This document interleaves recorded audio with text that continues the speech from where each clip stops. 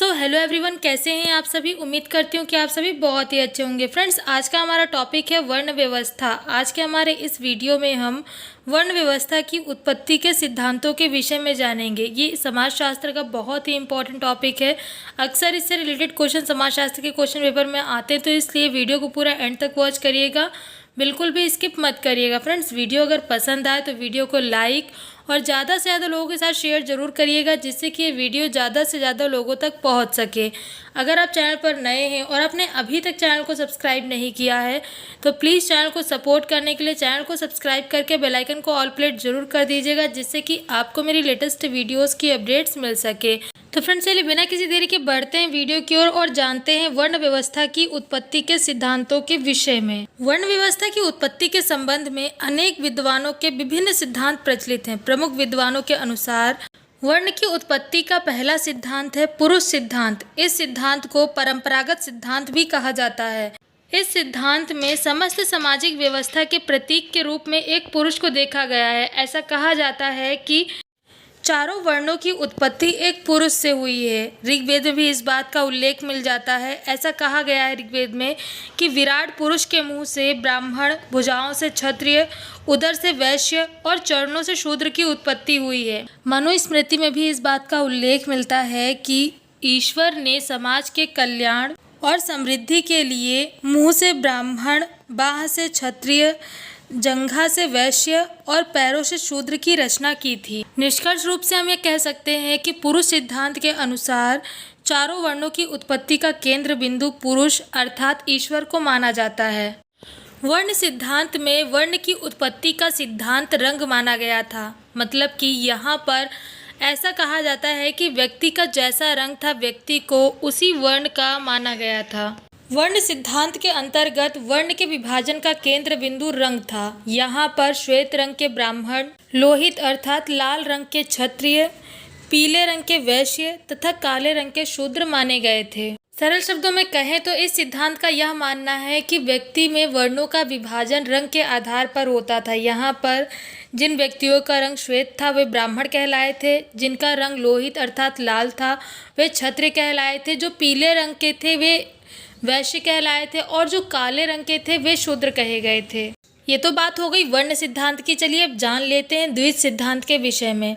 तो इस सिद्धांत का यह मानना है कि आदिकाल में ब्रह्मा से ब्राह्मणों की उत्पत्ति हुई थी और उन्हें ही द्विज कहा जाता है। लेकिन ये द्विज आगे चलकर चार वर्णों में विभाजित हो गए थे, जिसमें ऐसा कहा जाता है कि जो व्यक्ति अपने द्विज धर्म पर डटे रहे थे वो ब्राह्मण कहलाए थे। इसके अलावा जिसमें साहस था, रूखापन था और उनमें शासन करने की लालसा थी वे क्षत्रिय कहे गए थे।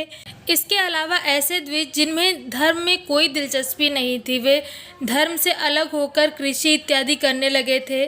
अपना जीवन व्यतीत करने के लिए जिन्होंने व्यवसाय करना शुरू कर दिया था वे वैश्य कहलाए थे।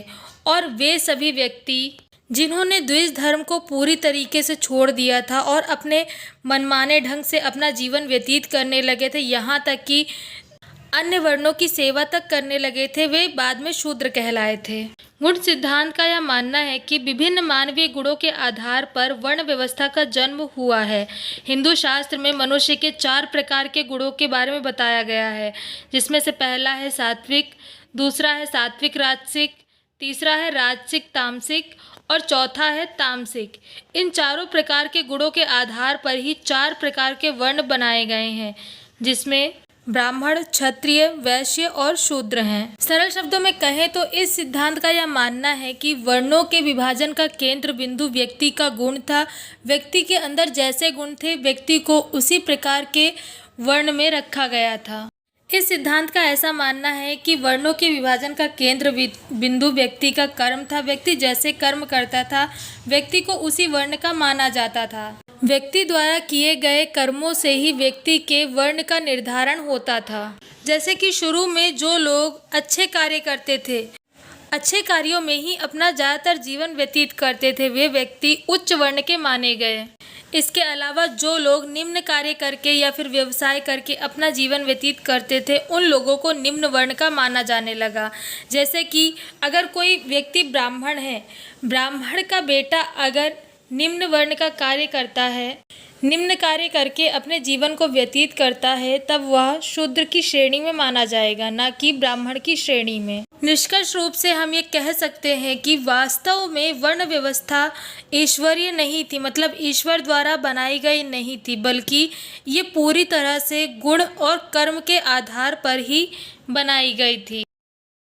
तो फ्रेंड्स, उम्मीद करती हूँ कि वीडियो आपको पसंद आई होगी। वीडियो आपको कैसी लगी कमेंट करके ज़रूर बताएं। वीडियो अगर पसंद आई हो तो वीडियो को लाइक और ज़्यादा से ज़्यादा लोगों के साथ शेयर ज़रूर करें, जिससे कि ये वीडियो ज़्यादा से ज़्यादा लोगों तक पहुँच सके।